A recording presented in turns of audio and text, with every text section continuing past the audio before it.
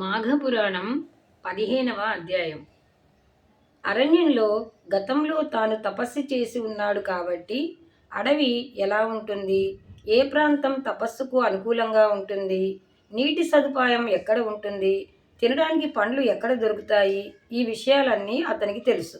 అందుకని పూర్వం తాను తపస్సు చేసిన ప్రాంతానికే వెళ్ళాడు. అదే చోట కూర్చొని తపస్సు ఆరంభించాడు. కొద్ది కాలానికే అతని తపస్సు ఫలించింది. శ్రీమన్నారాయణుడు ప్రత్యక్షమై, వత్స, కొద్ది కాలం క్రితమే కదా నువ్వు ఇక్కడ తపస్సు చేసి వరం పొందావు, మళ్ళీ ఎందుకు తపస్సు చేస్తున్నావు, నీకేం వరం కావాలి అన్నాడు.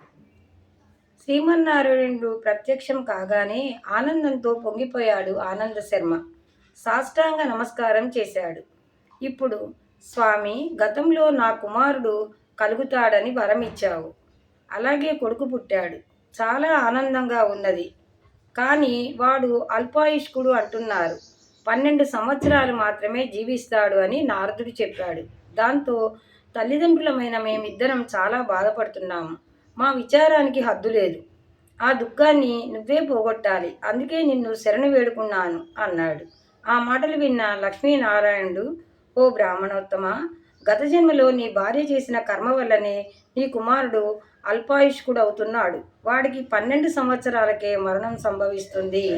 అప్పుడు భార్యాభర్తలైన మీ ఇద్దరు మాఘమాసం వ్రతం చేయడానికి సంకల్పించి ప్రతిరోజు గంగానదిలో స్నానం చేసి ఈ వ్రతం పూర్తి చేయడానికి ఉద్యుక్తులైనారు. ఈ విధంగా యథావిధిగా వ్రతం చేస్తూ మాఘ పౌర్ణిమ రోజున సూర్యనారాయణని ఆరాధించి ఆయన నివేదన కోసం పాయసం వండి నివేదన చేయడం మర్చిపోయింది నీ భార్య. అది చాలా పెద్ద దోషం. దాంతో అప్పుడు ఆమె చేసిన వ్రతం కాస్త భగ్నమైపోయింది. ఆ కారణం చేతనే ఇప్పుడు నీ కుమారుడు అల్పాయుష్కుడైనాడు. మీ దంపతులిద్దరూ నియమనిష్టలతో మాఘమాస వ్రతం చేయండి. ప్రతిరోజు గంగా స్నానం చేసి గంగా జలాన్ని తెచ్చి మీ కుమారుడి మీద చల్లండి. ఏ లోపాలు లేకుండా వ్రతం పూర్తి చేయండి. దాంతో అతనికి ఉన్న ప్రాణగండం పరిహారం అయిపోతుంది. మీ కుమారుడు దీర్ఘాయుష్మంతుడవుతాడు. మాఘవ్రతము అన్ని పాపాలను హరించి వేస్తుంది. దీని మహిమ చెప్పడం ఇంద్రాది దేవతలకు కూడా సాధ్యం కాదు.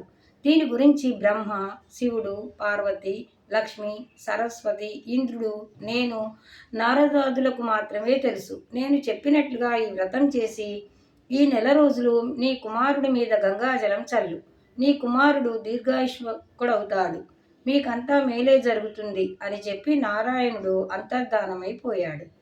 ఆనందవర్మ చాలా ఆనందించాడు. నారదుడు చెప్పినట్లుగా తన కుమారుడు అల్పాయుష్కుడే అయినప్పటికీ దానికి పరిహారం దొరికింది. ఇంటికి వచ్చి జరిగిన సంగతంతా భార్యకు చెప్పాడు.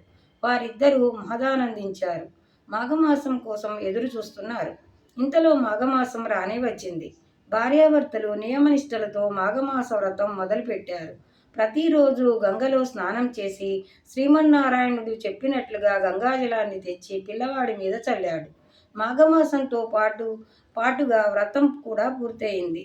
ఇలా చేసినందువల్ల పిల్లవాడు దీర్ఘాయుష్మంతుడు అయినాడు. అతడికి 3వ సంవత్సరంలో పుట్టు వెంట్రుకలు తీశారు. 7వ సంవత్సరంలో ఉపనయనం చేసి గురుకులానికి పంపారు. విద్యాభ్యాసం పూర్తయింది. తగిన కన్యను చూచి వివాహం చేశారు. కుమారుడికి పిల్లలు కలిగారు. ఆనంద శర్మ దంపతులు మనుమలతో కాలక్షేపం చేస్తూ చాలా కాలం గడిపారు.